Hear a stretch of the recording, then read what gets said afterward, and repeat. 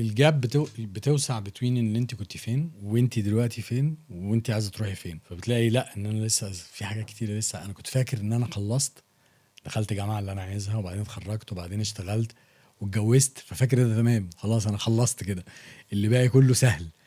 لما بتتنقلي بقى في environment تانية تحسي ان لا لسه كتير قوي الواحد عايز يشتغل على نفسه وعايز يطور حاجات كتيره وعايز يشوف حاجات كتيره، واهمها انه يتعلم. انا لغايه دلوقتي بحب اتعلم.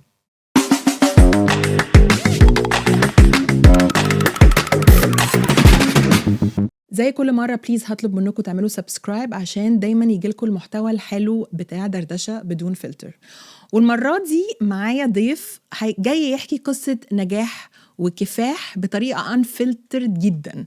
هعرفه كصديق ليا، بس النهاردة هو كمؤسس شركة The Fabric. هتعرفوا ايه هي The Fabric وهتشوفونا بناكل حاجات من The Fabric very very soon. بس الأول عمرو، أنا مبسوطة قوي ان انت هنا. اكيد وانا كمان طبعا. بجد ايه ده اخيرا. هو متعود ان احنا دايما بنتقابل مش مع الكاميرات، المره دي مع كاميرات بس اتس اس مفيش اي حاجه. وبقالنا 3 سنين بنتكلم في الموضوع ده حقيقي yeah. بس لان انت قصتك حلوه جدا وخليني كده اقولها كصديقه ليك، انه مش كل الرجاله especially الرجاله العرب are open ان هم ييجوا يحكوا قصتهم من غير فلتر بكل المطبات اللي عدوا فيها. ان الواحد مش بيتولد ناجح او بيتولد عنده سلم بيوصله للنجاح او الحته اللي هو عايز يكون فيها. انت من الناس القليله اللي بتحكي الوحش والصعب قبل الحلو على طول، لكن في ناس كتير بتباكج الحلو فقط. فانت النهارده جاي تحكي كل ده، وانا بجد مبسوطه جدا ان انت في راجل زيك قادر يجي يتكلم في كل ده. عشان كده بشكرك جدا ان انت جاي. هو الصعب على طول هو اللي بيدي الانرجي، عشان الصعب هو الحقيقه. people relate للقصه الحقيقيه. بس قبل ما نتكلم في The Fabric اللي هو انت بتعمل ايه النهارده، للناس اللي عايشه في دبي، انتوا غالبا عارفين فابريك قد ايه طبعا، سوسج فابريك وكل المنتجات بتاعتهم تجنن. بس الناس اللي مش عارفه ده ايه هنوصل لكم في الكلام الاول عشان نوصل للكلام وازاي الواحد ممكن حياته تبقى باديه في مصر بشكل معين وينتهي بيه المسار ان هو عايش في دبي عامل شركه لكولد كاتس. حصل ايه الاول؟ we're going to rewind لعمرو هو صغير. اوكي for 18 years قد ايه يعني في الجامعه مثلا؟ قولي وانت مثلا وانت صغير ماشي. احنا كلنا اتربينا في مصر فكنا بنتحط على مسار معين اللي هو اول حاجه كانت بتتسالك عمرو انت وصغير عايز تبقى ايه؟ عمرو لما تكبر عايز تبقى ايه؟ طبعا إيه؟ ده كان اول حاجه بتتسال. مهندس طبيعي. كنت بتقول مهندس عشان احنا conditioned نقول اجابات زي دي، ولا كنت عايز تبقى مهندس عشان كنت شايفها كان ده البروجرام؟ هي الناس كلها كانت ماشيه ده الصح، هو ده لو عايز تكون ناجح تخلص المدرسه تبقى مهندس وبعدين تطلع تشتغل. هو ده كان الاحداث اللي بتمشي في الحياه. بمعنى اصح ما فكرتش فيها ودرست هندسه وتخرجت من هندسه واتخرجت واشتغلت بس كنت مبسوط ولا برضو مش بتفكر؟ كنت مبسوط لان كنت شايف ان انا ماشي على التراك اللي انا ايدر كان مرسوم لي او انا كنت شايفه هو ده التراك الصح. كان في نوع من انواع التطور في الخطوات، فتحس ان انت تمام ماشيه، هو ده اللي مرسوم وانا ماشي فيه، واللي حواليك بيسقف لك وانت بتسقف لنفسك، وكل اللي كنت عايزه تعمليه خطوه على الثانيه على الثالثه بتلاقيه اتحقق، فبتقولي صح هو ده انا ماشي في تراك صح. لو نقول مثلا بشكل كجيل تمانينات احنا اوكي، او انت اواخر السبعينات كمان صح؟ احنا 78 قد جوزي بالظبط. الجيل بتاعنا هل كنا ماشيين بنتك بوكسز كده اللي هو خش جامعه، هات مجموعه، اعمل كده، اتجوز، خلف، تك تك تك عملته؟ بصراحه ما اقدرش اوصفها اكتر ما انت وصفتيها. كانت تيك بوكس كده وتشيك ليست، خطوه في الثانيه، ولو ما حققتيش واحده تفضلي مش تقولي انك مش دي سكتي، لا تقعدي اوحي عشان تعمليها. بس عشان انت راجل كمان الراجل لازم ايه عيب لو التيك دي البوكس ده لو ما تحطش عليه صح كده يبقى في حاجه غلط. ويا ويلك وسواد ليلك لو جيت قلت بوكس من البوكسات دي مش مناسبه ليك. انا يمكن ما كانش عندي فاميلي بريشر قوي، يعني كانت والدتي سبورتيف، يعني ما بتحطش عليها البريشر ده، بس هو كان الكوميونتي بريشر ده كان النجاح.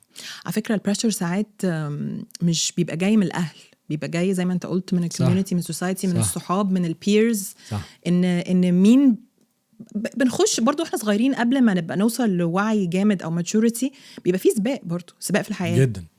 واللي يقارنك بده وشوف ده عمل ايه وشوف. وانت اتجوزت بدري كمان جدا. كان عندك كام سنه؟ 26.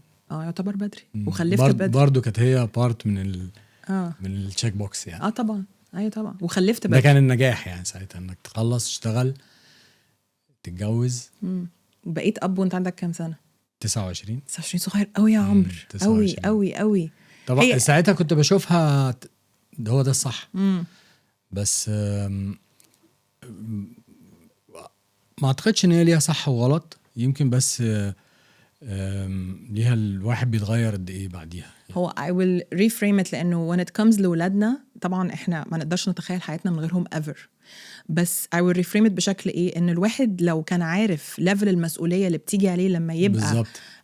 مسؤول من اطفال، كان ممكن مش نأجلها، بس كان ممكن نفكر كويس احنا داخلين في ايه، لانه ده قرار الوحيد اللي مش reversible.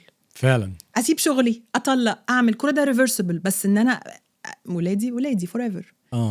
لا هي فعلا زي ما انت قلت، الواحد ما كانش بيشوف كمية المسؤولية بتاعتها وانت ما بتبقيش عارفة هتتطوري، دماغك هتروح فين بعديها. انت فاكرة ان انا وصلت 29 وعملت كل التشيكس اللي عملتها دي والخطوات دي اتحققت، فشايفة ان انت الحياة هتكمل كده، بس فعليا بعديها الحياة انت الواحد بيختلف.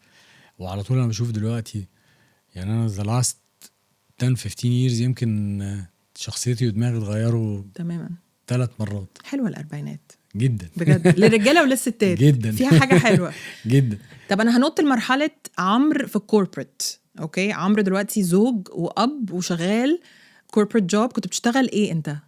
أنا بدأت كوميونيكيشن، اتخرجت كوميونيكيشن، بعدين اشتغلت كوميونيكيشن انجينير، وبعدين الكتريك انجينير في اويل اند جاس، حاجات تكنيكال قوي، وبعد كده تكنولوجي في اويل اند جاس، وبعدين I moved completely to technology field.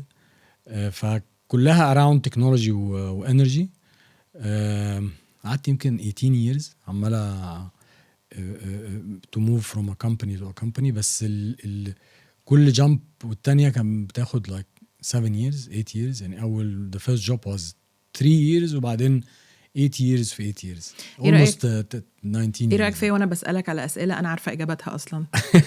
بس ما انا عايزة اوصل لا بس انت عارفاها كده على بعضيها، مش عارفاها التفاصيل بالستبس دي. طب كنت ساعات بتصحى كده في نص الليل تقول ايه اللي انا عملته في نفسي ده، ايه الشغل ده، انا مش حاسس ان هي دي الحياة اللي المفروض اعيشها؟ في الاول لا، في الاول كان تمام، لاني كنت بحقق اللي انا شايفه part of boxes اللي انا كنت ماشي عليها. لما اتحققت حسيت ان وبعدين. طب امتى اول شيفت حصل لك؟ I think اول شيفت كان شخصي مع نهاية جوازتك الاولى، ده كان اول شيفت. جدا. لا قبليها كمان قصدك شيفت في as a corporate mindset ولا شيفت في حياتي انا؟ في حياتك، في يعني I think انا باخدهم بالتدريج. شيفت في حياتك قبل I think قبل corporate، صح؟ مش انت انفصلت وبعدين تعرفت على منايا؟ هاي منايا ممكن نسألها انا. تعرفت على منايا وبعدين فابريك، صح؟ هو ده التسلسل. صح.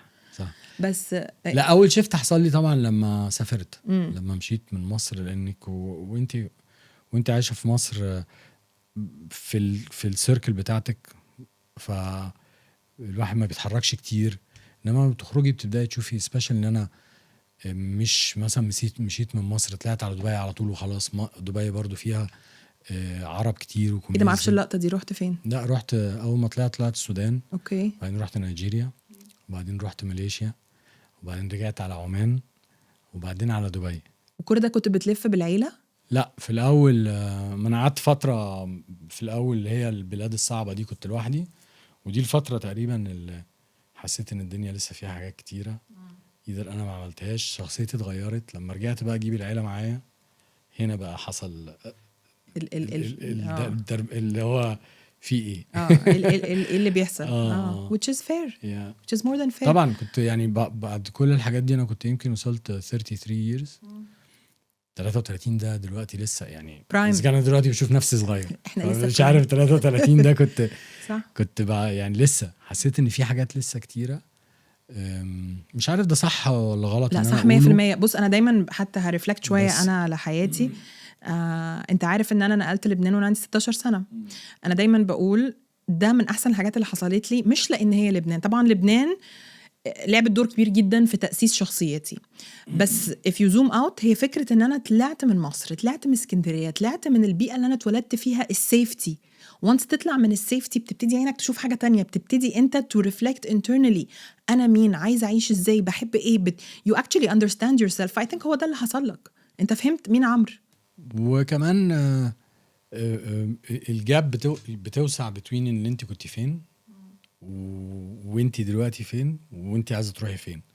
فبتلاقي لا ان انا لسه في حاجات كتيره لسه. انا كنت فاكر ان انا خلصت، دخلت جامعه اللي انا عايزها وبعدين اتخرجت وبعدين اشتغلت واتجوزت، ففاكر ده تمام خلاص انا خلصت كده، اللي باقي كله سهل. لما بتتنقلي بقى في environment تانية تحسي ان لا لسه كتير قوي الواحد عايز يشتغل على نفسه وعايز يطور حاجات كتيره وعايز يشوف حاجات كتيره. واهمها انه يتعلم.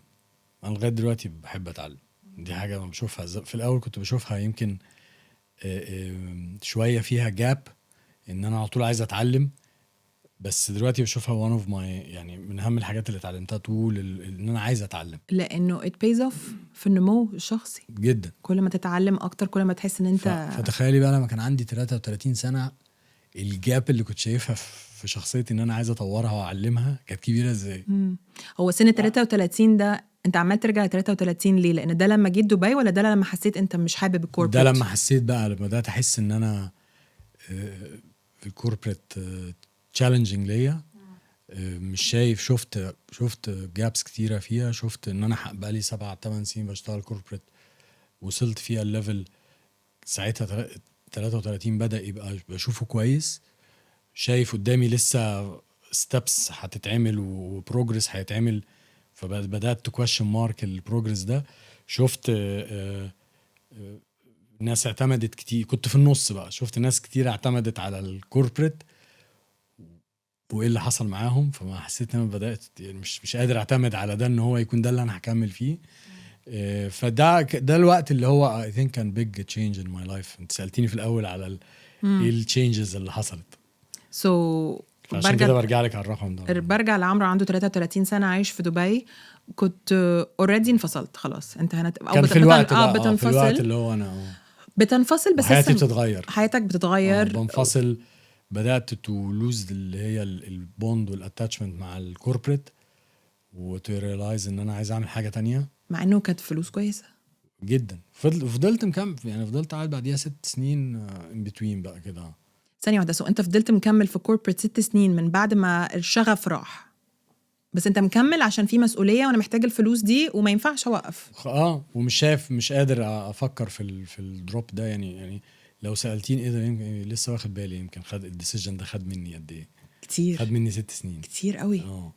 عشان اقدر اخده كده بقوه. بس عشان اجان في اولاد وفي مسؤوليه. يعني انا 33 to 35 هو السنه، او 33 to 34 هي كانت السنتين اللي حصل فيها big shift in my mind وايه اللي بيحصل، وبعديها 6 سنين 6-7 years بعديها بحسب الموضوع، بشوف. ما هو للناس اللي يمكن مش عايشة معاك يوميا شايفين الموضوع كالآتي: عمرو رحمن نام وصحي، ساب شغله وفتح شركة ذا فابريك، صح؟ طبعا في ناس كتير شايفة كده، هي شكلها كده اللي هو طب اوكي، للناس اللي شايفاها من كده، هو اكشلي انت ايه ليه فابريك وليه سوسجز وليه كولد كاتس؟ هو ده انا عايزه اعرف الاول. اول تريكه جت اللي هو هي دي، عارف اللمبه دي صح جت ازاي اللمبه دي؟ تصدقي انك لو سألتيني السؤال ده 3 years ago 3 سنين قبل كده، كان يمكن او 4 سنين اول ما فتحت ما كنتش عارفه. كنت بيزيكلي بقول انه كان في جاب في الماركت وانا بحب ليا باشن لللاين ده، فقلت خليني اعمله واجرب.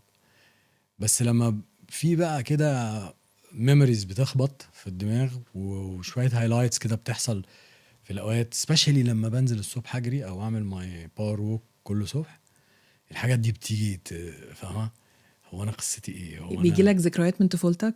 ايه بقى؟ مع الوقت اتجمعت القصه فعلا. حاجه غريبه قوي ان انا 3 years يعني 3 years ago كنت هقول لك اللي هو قلته لك ده، بس دلوقتي حاجات اتجمعت لغايه لما وصلت للحقيقه.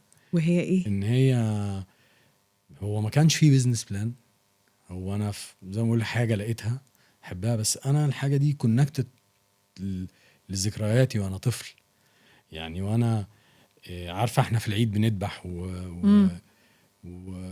والاضحيه، وطبعا كلنا عملناها يعني تقريبا لمده 16 سنه وانا صغير. كان كل يوم الصبح في العيد، عيد الاضحى، اذبح.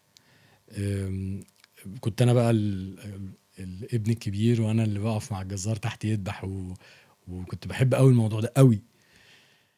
ونخلص صلاة وبعدين نرجع نذبح. وافتكر بقى الكلام ده كله بقى قعدت اجمعه على السنين.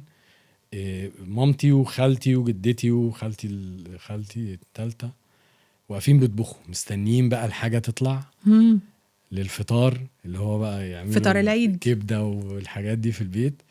فطلع لهم اللي هو الكبده الامعاء بتاعه الخروف يعني وكده عشان يبداوا يعملوا الفطار. وانزل تاني يبداوا يحضروا الفطار ويشتغلوا، وبعدين انزل تاني اخد اللحمه اللي هي بقى اللحمه بتاعه الطبخ عشان يعملوها على الغدا. فانت متخيله اليوم ده من الساعه 6 كل يوم للساعه 3 تقريبا ل 16 سنه 18 سنه احنا بنعمل على طول الموضوع. لا هو ده سبحان الله ان انت كنت بتعمل حاجه من وانت صغير لعبت دور كبير قوي في مستقبلك وانت كبير، وان انت مش كنت لاغيها، انت كنت فاكرها حاجه عاديه جدا. انت وانت بتحكي اول ما قلت ذبح، ايوه انا فاكره واحنا في مصر واحنا صغيرين اللي هو فاكره لحظه الذبح سبيشالي للبويز، يعني الولد كان دايما بيروح يتفرج وخلاص. لا انت كنت بتتفرج بس مش خلاص، ده كان بدايه الموضوع وانفولفد قوي. بس انت عارف في مثل بيقول و I think it's so true in your case انه ساعات حياتنا it doesn't make sense واحنا عايشينها. you have to look back and then you connect the dots. اللي هو ده اللي حصل، ده عشان ده عشان ده عشان ده عشان ده عشان اوصل لهنا. بس فاطلع لهم بقى الحاجه، يبداوا يجهزوا ويعملوا اللحمه طبعا دي اللي هو الكباب حله والطبخ الطويل ده مع الشوربه وكده. والصبح بقى كان يعملوا الكبده والسجق، كنا بنعملهم في البيت. كنت اقف على كرسي كده وخالتي تقعد تعلمني افرم اللحمه ازاي واحطها ازاي بجد بمبار وكده في البيت. ما انت فاهمه يعني احنا حضرنا. بس ده مش كل البيوت كده انت عارف، بس كل البيوت كان فيها اتليست يا اما بيعملوا الكحك بتاع العيد، ايوه، يا اما بيعملوا الحاجات دي، يا اما كانوا بيعملوا الكنافه والحاجات دي في البيت. وشوفنا برضو موضوع ان اللبان كان بيجيب لك اللبن، ايوه الازايز دي، ايوه وناخده نحطه نغليه ويعملوا قشطه. فالحاجات دي كلها انا في جيل شفت الاكل كله لما كان نضيف، لما كانت الناس بتوصله من المزرعه، تمام، معلوش شيلف لايف، معلوش ليبل، ما كانش في حاجه تتخبى يعني. الحاجات كلها كانت you're touching on a very important point هنا، لان احنا ايه ده، احنا طبعا عيالنا ما شافوش الكلام ده، او حتى او حتى الجيل اللي قبلينا ما شافش الكلام ده، ما حدش شافه خالص. ان كان كل الاكل ساعتها من حواليك، حد جايبهولك، ما كانش، او من البقال اللي جنبك اللي لسه خابز العيش، صح، او من الجزار اللي جنبك اللي لسه معلق او من السوبر ماركت محطوط في علبه. والسوبر ماركت ما كانش سوبر ماركت هايبر ماركت وميجا ماركت، كان بقاله تحت البيت. كان كل الناس بتشتري من الكلام ده. صح. فانا شفت الكلام ده، فالكلام ده طبعا اثر فيا لما شفته. وطبعا بقى نطي بقى انا بس مش متخيله ان كل الحاجات دي انت عمال تشوفها وبوضوح ومأثره فيك، بس انت لسه شايف نفسك هتطلع مهندس anyway. عدنا ساعتها بقى مختلفه يعني. ايوه أنا بس انا مبسوطه ان في فول سيركل مومنت، ان انت رجعت، ان انت افتكرت الحاجات دي. لو ما كنتش افتكرت اعتقد ما كنتش كملت كان جالي اوقات كتيره كنت يعني انت اسست ذا فابريك فعليا كشركه سنه كام؟ 2020 اخر 2020 يعني آخر بعد كوفيد بعد الكوفيد على طول. انت ومنايا، صح ومنايا زوجتك الجميله ادت تيست لذيذ اكشلي. لو اي حد عارف عمرو هيعرف انه الفيديوز الجميله بتاعت الجريزنج تيبل دي كلها منايه، يعني هو المخ المدبر، بس هي الذوق، هي التاتش، هي الحركه، يعني منايا الروح بجد بجد. على طول اقول لها انت روح الشركه حقيقي، لان هي اي سبريد انا شخصيا شفته سواء على انستغرام او طبعا انا دقت حاجاتهم كتير او في الحقيقه، لا هو جعان مش جعان انت هتلاقي نفسك بتمد ايدك، وده لذة الاكل ده يعني. يو لونشت مع بعض، فتحتوا الشركه مع بعض. هل كان في تفكير انه فيجن معينه ان احنا هنعمل، لان انتوا في الاول كنتوا سوسج فقط صح؟ هنعمل سوسج ريستورانت، هنعمل شركه، هنفتح شويه سايد بزنس، معانا شويه فلوس. كان ايه الفيجن بتاعكم؟ كنتوا متخيلين ده ايه؟ هو انا اول ما بدات كنت عايز اصنع سوسج ونضيف، لحمه نضيفه، ما فيهوش سوسج يعني سجق نضيف، ما فيهوش حاجه، وكول كاتس. يعني بقول لك الحاجات دي شفتها، كنا بنعمل بسطرمه في البيت يعني كل الكلام ده شفته كنت عايز اعمله. فهمت ان في ماركت هنا ريكوايرمنت ليه، سبيشالي حلال كلين. وبعدين كنت عايز اصنعه واوزع، بس طبعا ساعتها ان انا اعمل الموضوع ده كان عايز بادجت كبيره، وانا ما عنديش اكسبيرينس في الاف ام بي. فبدانا ان احنا اعملهم في القوز بدايه كده. كنت بجيب سبايسز، اغلى سبايسز في الدنيا، ولحمه نظيفه وكل حاجه نظيفه، ونروح رايت ماركت نبيع نص كيلو تنت صغيره في الويك اند، حاجه كده. وبعدين بدات الناس تقول لنا طب عايزين نجربهم، اعملهم ساندويتش. ومن هنا بقى ايه السوسج فابريك، اللي هو كان بقى ايه الستيب اللي احنا بنفهم فيها الماركت عامل ازاي يعني، وايه اللي ممكن نعمله. وصدقيني حتى كمان ساعتها ما كانش ان انا افهم، هي انا كنت بسمع. بقول لك انا بحب اسمع، عايزين نجرب، اوكي هنجرب. نجرب ساندويتشز، يعني بدل ما ناخدهم في البيت ونعملهم هناك وكده، فبدانا نعمل الساندويتشز. وده كان خروج شويه عن الفيجن الرئيسيه ان احنا نعمل اللي هو التصنيع بتاع الايتمز دي هنا في دبي. وكبر شويه 2018 تنت في رايت ماركت، 2019 1 تنت و1 كونتينر في جميرة، 2020 سنة بقى كورونا كان عندنا 3 2 تنتس و1 كونتينر around the city. وبعدين مرة واحدة في مارش كل حاجة وقعت في يوم وليلة. بس انت كان لسه عندك شغلك الحمد لله. انا ساعتها كنت لسه في الشغل، كان ويك اند، كده فن. ونها كانت هي بقى ساعتها هي اللي ماسكاه تقريبا، يعني اون ديلي بيزس. كنا لسه ساعتها نقلنا من عمان لهنا، وكانت هي اللي ماسكه الموضوع. وبعدين فاند في كوفيد 2020 مره واحده 3 لوكيشنز مش موجودين، وواقف في حته قدامي ستاف وقدامي equipments ومش عارف اعمل فيها ايه. بس ده كان طبعا تغيير بقى، ان هو ساعتها طب خلاص انا لازم اخد الموضوع to the next level، لازم نشوف مكان نعمل فيه نصنع فيه ونعمل فيه الساندويتشز دي. وبس دورنا على المكان، وقبل ما لقينا المكان خد منا الموضوع يمكن سنة. عشان كده بقول لك يعني بدأنا الشركة end of 2020 والجي ال تي بدأ early 2021. so انت بتسميه ايه؟ يعتبر معمل؟ معمل. عندنا مكتوبة سوسج لاب. صح اكشلي معمل. معمل او محل صح. اتفتح في 2020 دي الانتيتي بقى بتاعت سوسج فابريك. صح. طب احنا عمالين نقول سوسج فابريك لا هو ده فابريك، هو دلوقتي اسمه فابريك. سوسج فابريك ده لما كنا بنعمل الساندويتش كان سوسج فابريك لما انا اكشلي اتعرفت عليك. دلوقتي بقى فابريك. وانا يعني قبل واحنا بنتكلم على فابريك صح، عمرو عمل حركة خطيرة النهارده وهو جاب سامبلز من ذا فابريك للاستوديو. يعني دي انا اول مره هكون باكل وانا قاعده، لان اي كانت ريزيست. يعني يا جماعه ريحه الحاجات تجنن. قبل ما افتحها عايزه اقول لك حاجه. وانت بتتكلم واحنا صغيرين وما كناش عارفين ان الاكل بناكله قد ايه كان نظيف.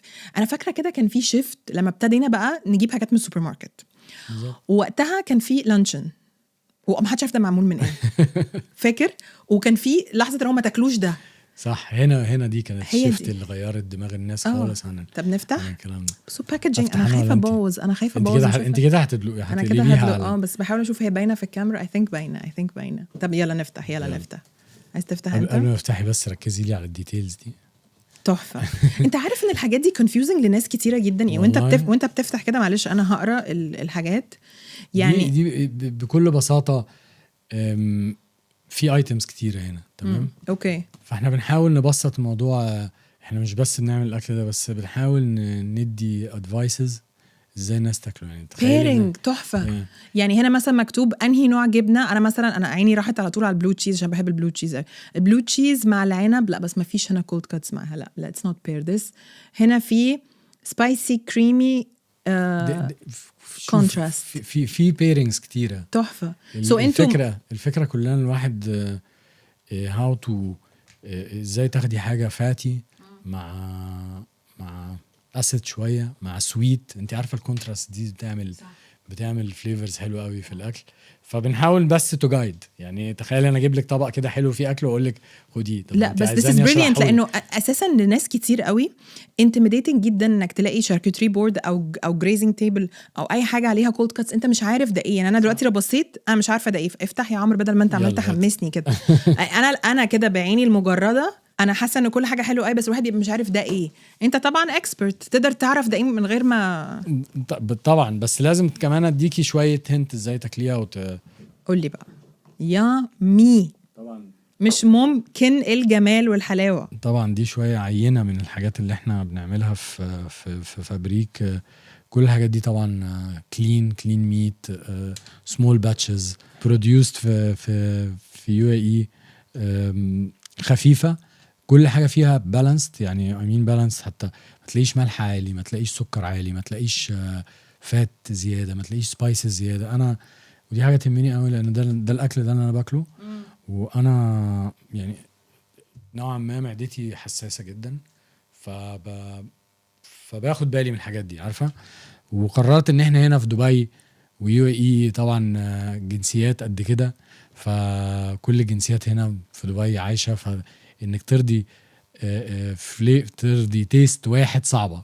فعلى طول بلعب بس في هو ليه دايما احنا يعني الافريج بيرسون بيبقى متخيل طبعا هيكون متخيل انه اخد ايه يا جماعه. احنا كارثه بقى بجد. احط عليها ايه؟ اخد دي لا خدي عليها السلامي. انهي واحده السلامي اهو. وبعدين ممكن المشكله ان هو عارف انا مش بيقول لي خدي السلامي. انهي واحده انهي واحده بجد انهي واحده السلامي؟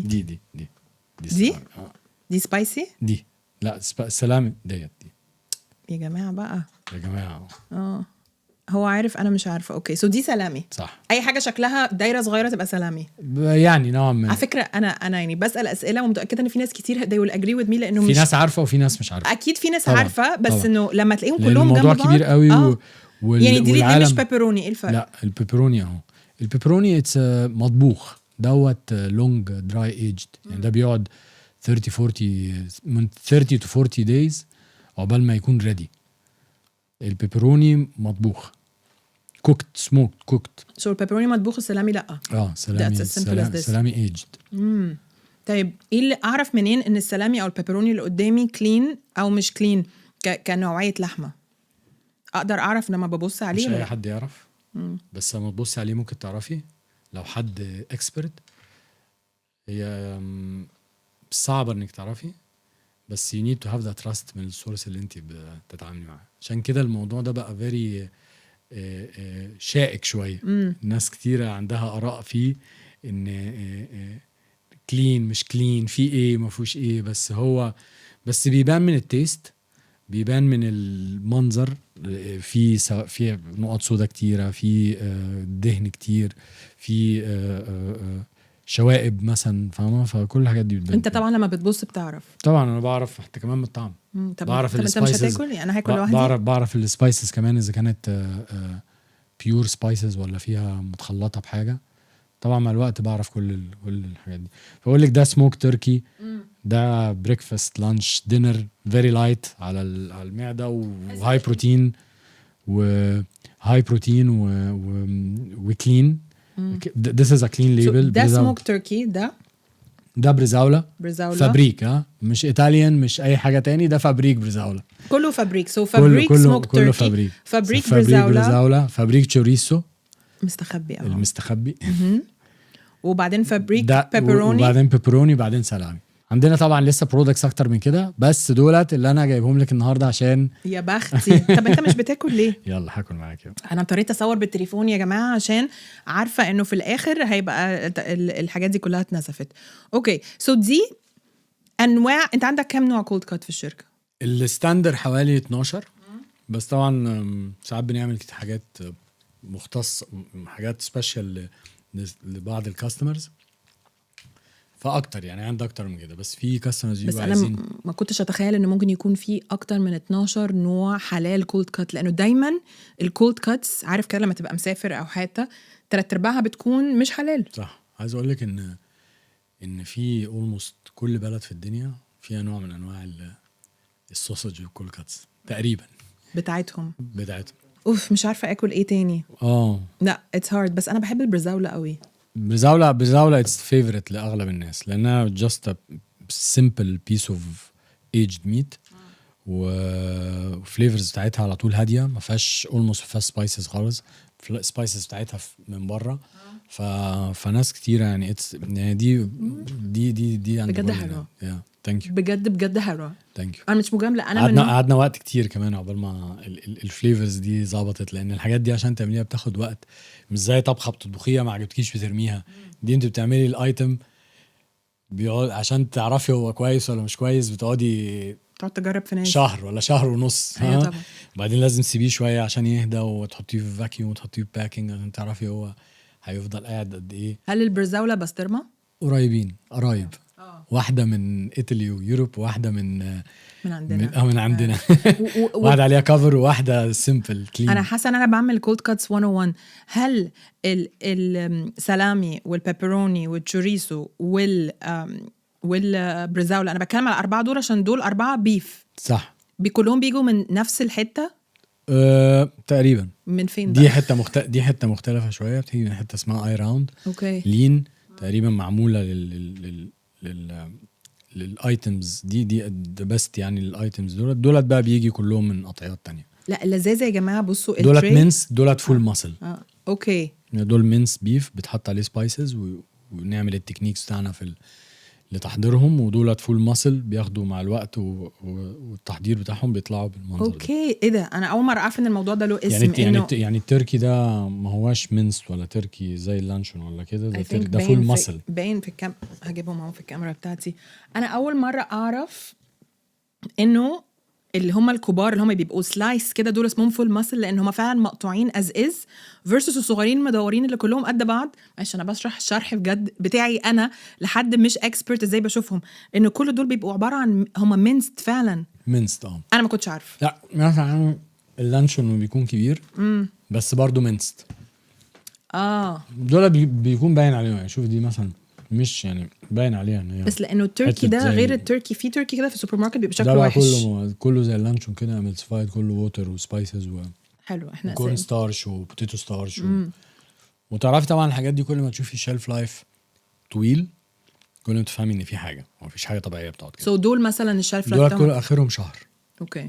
وده الفرق ده اللي بقول لك بقى عليه. لو نرجع بالذكريات زمان، البقالين والارتيزانال بليسز كانوا بينتجوا سمول باتشز اللي هي انتاج صغير بحيث انه يكفي نفسه واللي حواليه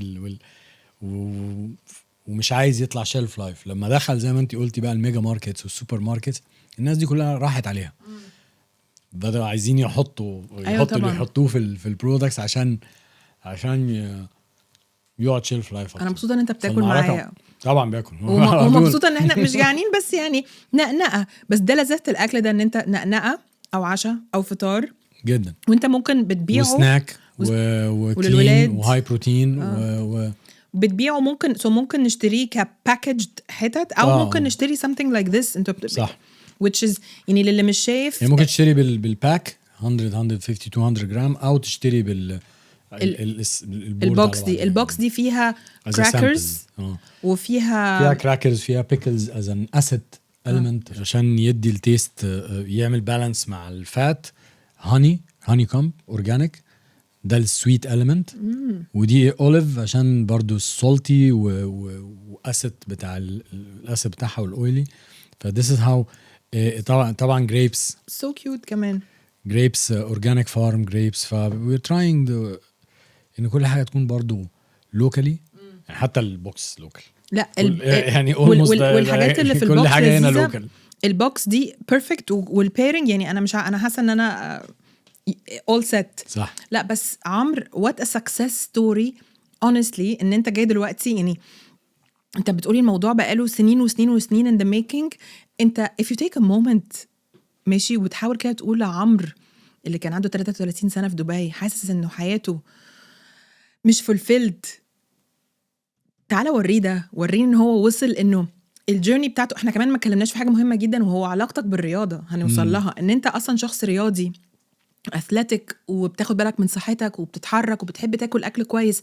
فانت جمعت طفولتك بالعيد والذبح والسجق والكلام ده، ووقفتك في المطبخ مع عيلتك، وان انت بتحب تاكل اكل ما فيهوش شيلف لايف زي اللي احنا بنشوف دلوقتي حالا، وان انت بتحب تهتم بجسمك، وان انت كمان اب، وان انت شايف ان في جاب. فانت كل الاليمنتس دي اخدتها وطلعت منها حاجه واو. لا يعني ايه ده اللي انا جمعته بعد كده. ما كنتش واخد بالك. ما كنتش واخد بالي فعلا، ما كنتش واخد بالي. بالنسبه لك انت ايه اللي بيميز ذا فابريك كشركه؟ ايه اللي عملتوه او الجيرني بتاعتكم عامله ازاي اللي بتخليها مميزه من وجهه نظرك انت كفاوندر؟ يعني المكان اللي احنا وصلنا له النهارده كان مختلف قوي عن ما احنا بدأنا. وكلها انا لما بدأت كان بيزنس وشكله حلو واكزيت بلان من الكوربريت وكل الفيجن اللي كانت عندي. بس مع الوقت قد ايه ناس بدأت تتراست اس. بقيت اسمع كوماند زي انا حامل، انا عايز اخد دوت لابني عنده جلوتين، هاخده لوالدي في مسافر وعايز اخد خليه يجربه، بنتي عندها ألرجين كذا. ف اتحول من بيزنس لبجد ريسبونسبيلتي.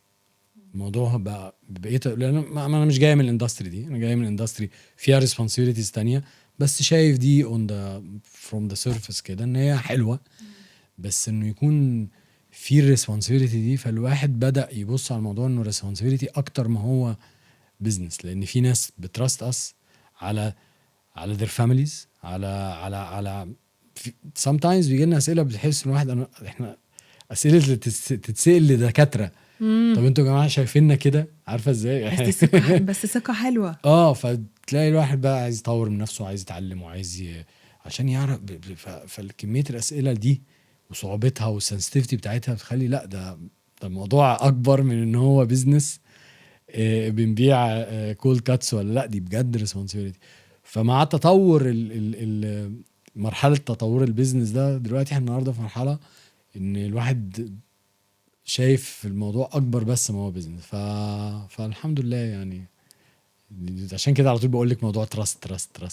Was there any moment وانت بعد ما بقى فتحته في JLT حسيت انا ندمان، انا ما كانش المفروض اعمل ده اللي هو ايه؟ ان انا افتح في ان انا اسيب شغلي؟ لا انا اسيب شغلي وافتح شركه especially food and beverage in دبي. هنا الماركت كومبيتيتيف جدا. عمرك ندمت على الخطوه دي؟ شوفي انا ما ندمتش ان انا سبت شغلي، بس كتير جدا بصحى الصبح انا ايه اللي انا عملته ده لحد دلوقتي.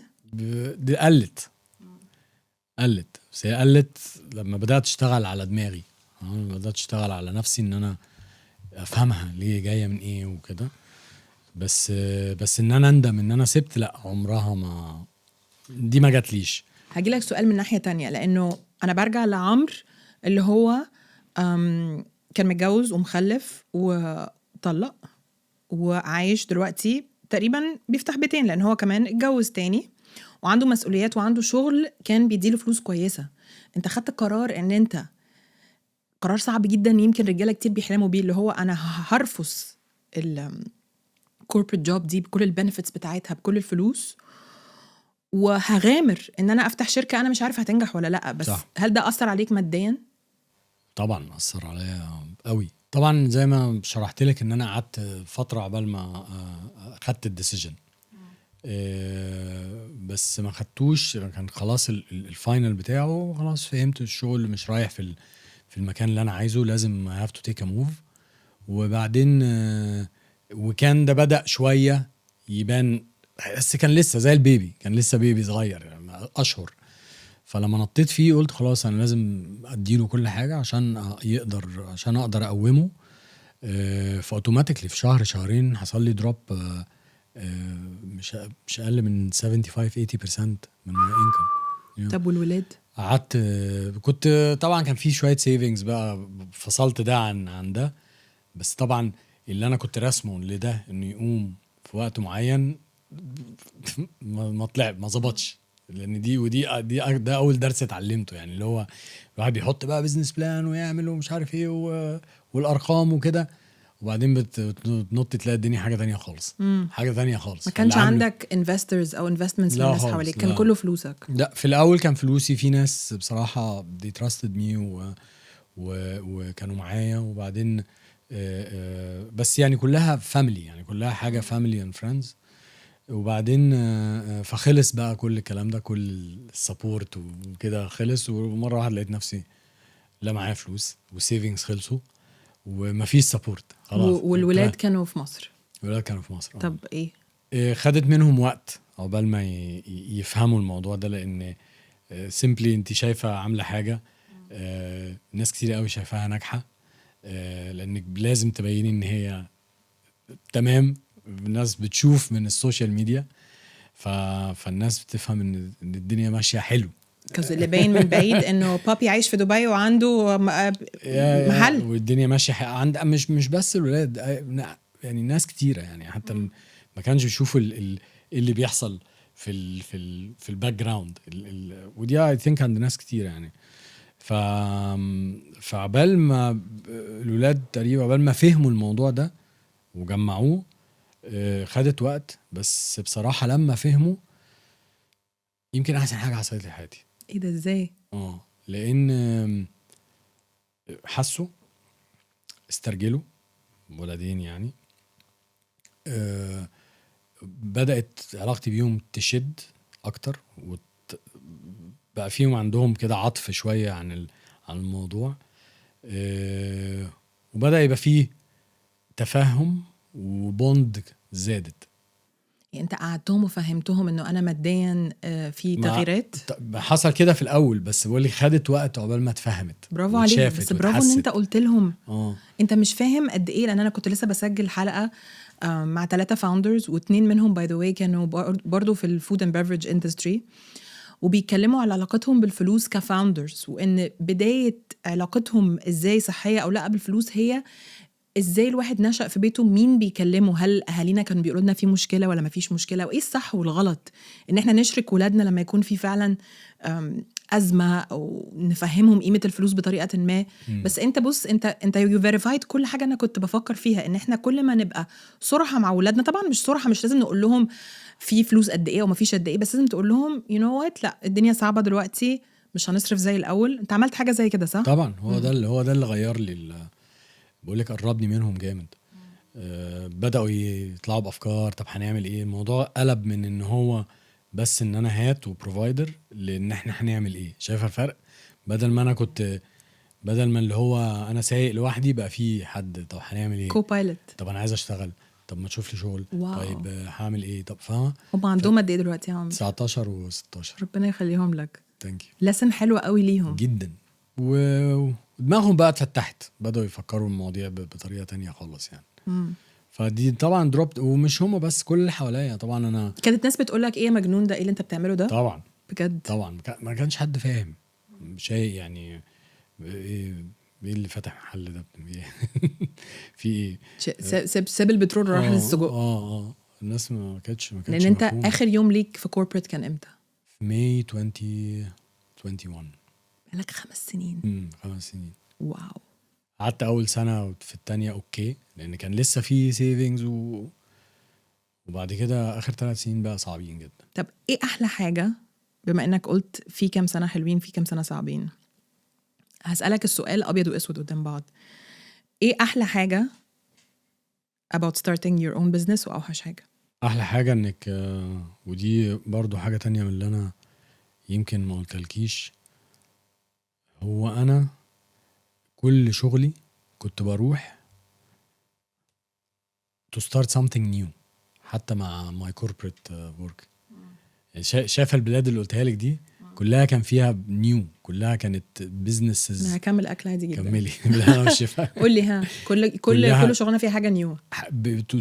to build up something مع مع البيزنس ده او في البلد دي كلهم كانوا كده، وانا ما كنتش فاهم ليه انتوا ليه بترموني في البلاد دي.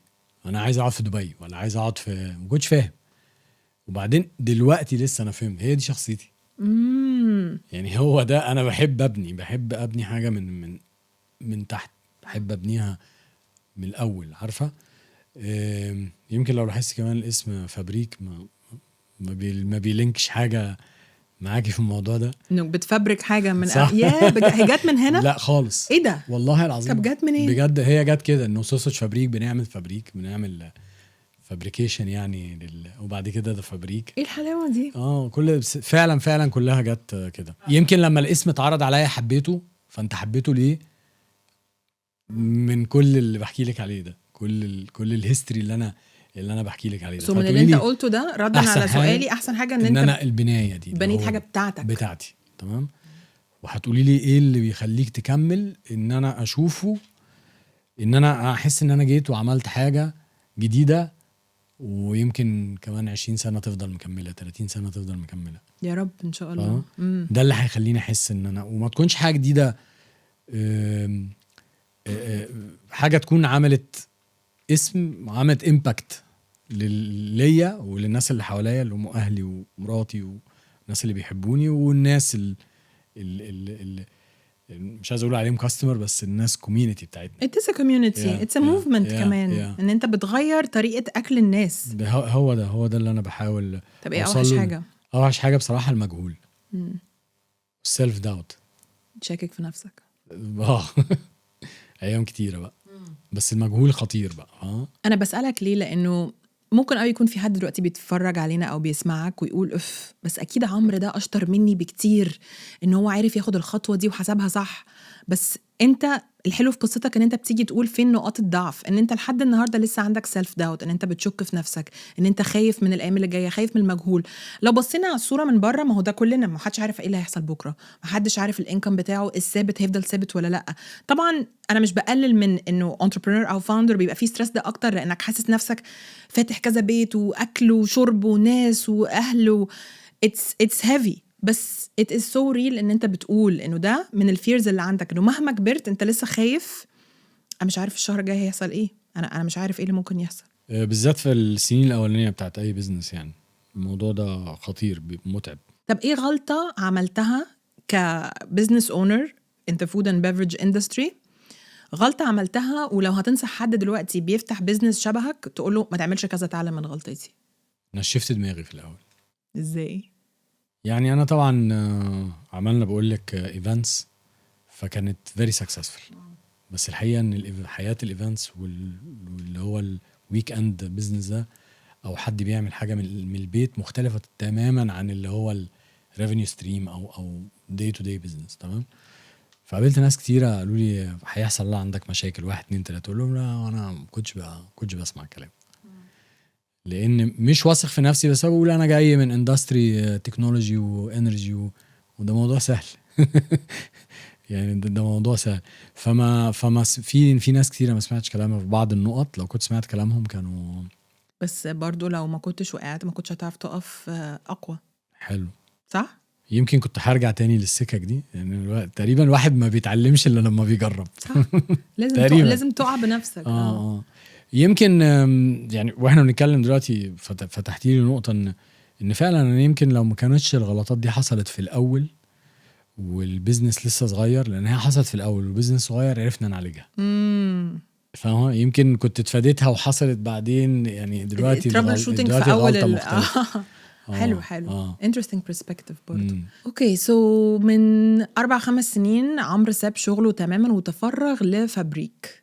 اوكي سو انا بحاول اتخيل يومك. انت كنت واحد بيصحى كل يوم يلبس يروح الشغل، لفجأة بقى عنده بزنس اونر، بقى عنده إدارة معمل بناس بعمال بأكل بمسؤولية. هل درست حاجة عشان تفهم البزنس ده اكتر عشان انت بتحول فيلد؟ طبعا درست انا كان عندي شغف ليها، بس انا على طول اقول الشغف مش انف مش يعني. كفاية. درست ايه بقى؟ ده ساينس اللي انت شايفاه قدامك، ده ساينس، ما هواش حاجه يعني فيها سيفتي وفيها سبايسز وفيها فيرمنتيشن وفيها يعني فاكتورز كتيره بتلعبي فيها. فدرستها، قعدت 6 اشهر في رحت ايطالي، ورحت في جزء كبير كان في لبنان واوستريا. طبعا اتعرفت على ناس كتيره ساعدتني في الحاجه في الساينس ده. كان النقطة اللي لاحظتها مشتركة ما بينهم ان هم حبوا قصة ان الكلام ده يرجع نظيف. يعني كان كل لينك مع الناس دي اللي ساعدتني لمجرد المساعدة او علموني حاجة، كانت من حبهم ان الكلام ده يرجع نظيف زي زمان. فاهم ازاي؟ هو ده اللي كان بيكليك معاهم. وانا ما كنتش بعملها من ان هو ببيع نفسي ولا انت كنت حاجة. تعملها لنفسك. يعني انا عايز اعمل حاجه زي زمان، فده كان بيكليك معاهم فبيحبوا. فتحسي قد ايه ناس بتحب في يعني سواء في ايطاليا او اوستريا، دي كلها بارت كبير في حياتهم. بس طبعا مع دخول الميجا اندستري والميجا سوبر ماركتس والميجا سيتيز وكل حاجه لازم تكون محقونه ومضروبه ومحطوطه وكده. ففي ناس عايزه ترجع كتير ومن هنا فهمت بقى ليا سيركل الناس اللي ساعدوني واللي اتعلمت منهم، ولسه طبعا مع كونتاكت معاهم دلوقتي كبير. يعني انت بتحس ان هو ده اللي بيميز ذا فابريك، ان هو كل المنتجات بريميوم، حلال، ميت، healthy, natural, no additives, nothing, no shelf life, no extended shelf life، وانضف من اي منتجات ممكن نلاقيها available. بس هل ده معناه ان هي اغلى؟ طبعا لازم تكون اغلى، بس الواحد بيحاول يعني يكون برضو في الرينج المظبوط، لان الغلو يعني حسب الحد بيشوفه ازاي. لو الواحد عرف يرفع قيمة الحاجة في عين اللي قدامه او الكاستمر او الكوميونتي بتاعته، تلاقي انه بيقدر الحاجة فما بيشوفهاش غالية. طبعا 100%. الغلو ده نسبي شوية، كل واحد يعني عندنا ناس بتشوف الحاجة دي رخيصة، وعندنا ناس بيقول لي لا ده غالي قوي، هشتري منك مرة بس. طب سؤال انا بحب اساله، انا فكره انا شخصيا بس مش بحس ان منتجاتك غاليه على اللي انت بتقدمه. honestly انا بتكلم بمنتهى الوضوح والصراحه، ده مش منتج غالي، ان انت بتديني حاجات كتيره قوي مش هلاقيها، وبتوفر عليا كمان ان انا ادور واجيب. وحتى البيرنج يعني احنا لو بصينا بس في تريدي في كميه حاجات لذيذه قد ايه. لو انت دلوقتي بتتعرف على حد لاول مره، بحب اسال السؤال ده دايما، وانا مش عارفه انت بتعمل ايه، وقصه فابريك كبيره قوي، وانت عارف في مخك ان انت بتفل اجاب كانت موجوده عند ماركت، بس انا مش عارفه انت بتعمل ايه. ازاي بتشرح للناس ده ايه عشان يحسوا بالشغف ويفهموا المنتج بسرعه؟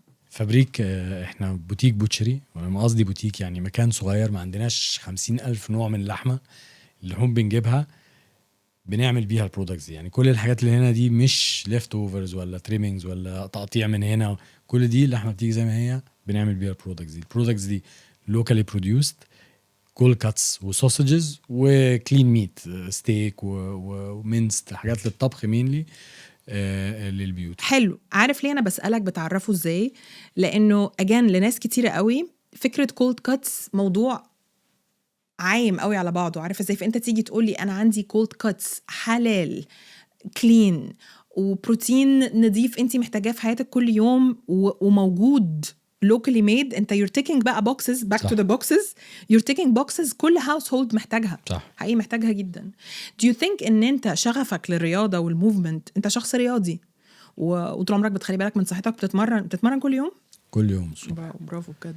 تفتكر ده هساعدك؟ لو ما بتمرن الصبح، عندي بقالي 5-6 years كده غيرت ماي روتين، مورنينج ووك خطيرة. كل الأفكار بتطلع فيها، يا سايكلينج يا ووك، خطيرة. تفتكر ان الرياضة هي اللي ساعدتك ان انت تعمل منتج فعلا نظيف بالشكل طبعا ده؟ لأن في أوقات كتيرة اللي يخليني وأنا لسه صغير أفضل أبص على الستيكر من ورا فيه ايه وما فيهوش ايه، وده معمول ايه، وبروتين فيه قد ايه، وعامل ازاي، وايه اللي حصل. لانه مش كل الناس انترستد. مش كل الناس. طب عندي ليك a couple of questions كده، بحب انهي الحلقه باسئله مش سريعه قوي، بس يعني actually غيرت فيهم كام سؤال عشان انت specifically. عمرو الرحمن، انت what is your favorite cuisine؟ احلى اكل بتحبه في العالم؟ عربي. الاكل العربي. لبناني مثلا ولا اي حاجه؟ ميكس. اوكي. احلى قطعيه لحمه؟ ريب اي. احلى كولد كات؟ سلامي.